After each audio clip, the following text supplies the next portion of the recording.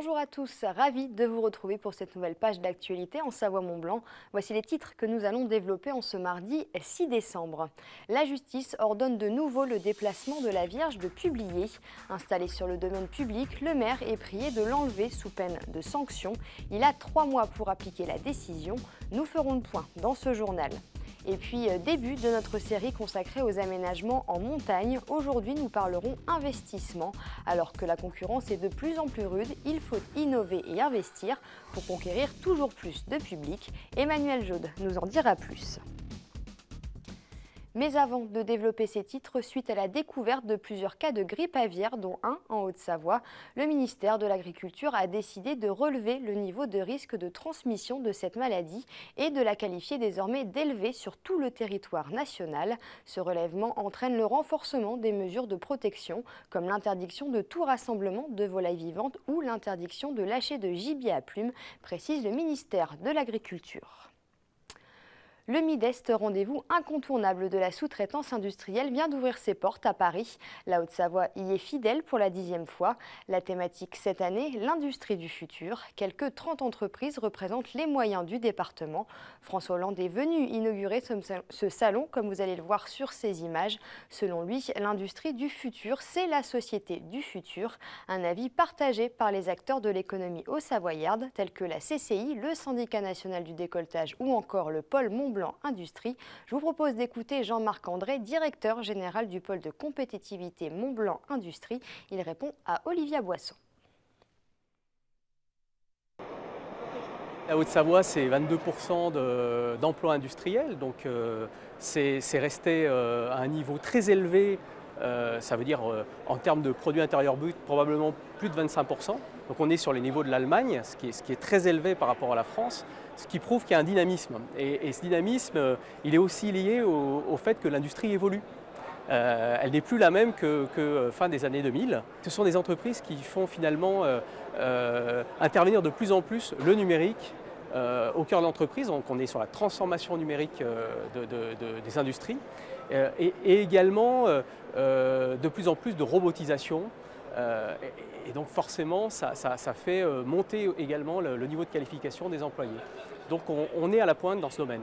On est fiers de représenter la Haute-Savoie et de ce territoire dynamique, et puis surtout de ces entrepreneurs dynamiques qui osent toujours et qui vont toujours de l'avant. Je vous le disais en titre, la laïcité est au cœur du débat à Publier dans le Chablais. Le 24 novembre dernier, le tribunal administratif de Grenoble a pour la 2e fois ordonné à la commune de déplacer une statue représentant la Vierge, un édifice établi sur le domaine public. La mairie de Publier a désormais 3 mois pour déménager la Vierge sous peine de sanction. Sébastien Germain s'est rendu sur place. À Publier, il existe plusieurs statues, mais il y en a une qui est au cœur de la polémique. Voici la Vierge de la Discorde qui surplombe la commune et le lac Léman. Pour la 2e fois en 2 ans, le tribunal administratif de Grenoble a ordonné le déplacement de la Vierge, actuellement érigée dans un parc communal. Un revers pour le maire de Publier, à l'origine de cette installation. Ce n'est pas un insigne religieux, c'est un point de repère. Tu arrives au sommet. Et là, je l'ai fait exprès. Je voulais rassembler. Je me suis trompé. On arrive toujours, Newton le disait, des gens sont plus capables de construire des murs que des ponts. Moi, je voulais construire un pont, j'ai échoué. Si l'État me demande de remettre cette statue sur un endroit privé, il faudra que je le fasse. Je suis un élu républicain. Cette décision de justice s'apparente donc à une victoire pour la Fédération de Haute-Savoie de la libre pensée, pour qui la localisation de cet édifice sur un lieu public est une atteinte à la loi sur la laïcité de 1905. Nous n'avons pas compris la résistance et l'hostilité à notre égard, alors que nous n'avions aucune hostilité dès le départ, mais simplement le respect d'une loi républicaine qui, elle, est garante précisément de la paix sociale. Et donc à cet égard, nous sommes pleinement satisfaits de la décision qui est logique et cohérente. Installée en 2011 sur les hauteurs de la commune et financée par des fonds publics, la statue est depuis septembre 2011 la propriété d'une association privée. Mais cette affaire pose une nouvelle fois la question de la place de la laïcité dans notre société. Ça me choque parce que je me dis, alors si on a une cohérence et qu'on va au bout de sa réflexion en étant libre penseur, demain on va travailler le lundi de Pentecôte, le lundi de Pâques, le 15 août. Le Père Noël, on va l'interdire de circuler sur les voies publiques au moment de Noël, puisque c'est quand même tous des insignes religieux. Entre les deux parties, l'heure est désormais à l'apaisement. Mais une chose est certaine, la Vierge de Publier semble aujourd'hui être dans le brouillard. C'est une saisie exceptionnelle pour les douaniers suisses de Cornavin. Ils ont intercepté 142 ovules de cocaïne, un nouveau record. L'homme transportant la drogue a été intercepté au passage de la douane de l'aéroport. Il a ensuite été transporté à l'hôpital où ce sont les radios qui ont révélé la supercherie. Début de notre série consacrée au renouveau des stations. Alors que le début de saison approche à grands pas, nombreuses sont ces stations qui présentent leurs nouveautés. Concurrence oblige, l'offre la plus complète attire le plus de monde. Alors forcément, chaque année, la course aux investissements fait rage à hauteur de plusieurs millions d'euros. Emmanuel Jaude. Enneigeurs, retenues collinaires ou diversification de l'offre de ski, nombreuses sont les techniques des stations pour tenter de ramener davantage de clients. Il faut dire que ce sont sur ces particularités que sont jugés les domaines skiables. Du côté de Pradly-Saumon, on a donc fait le choix de se payer une sécurité pour ainsi garantir l'enneigement tout au long de la saison. Le premier gros investissement, c'était la réalisation de cette retenue d'eau.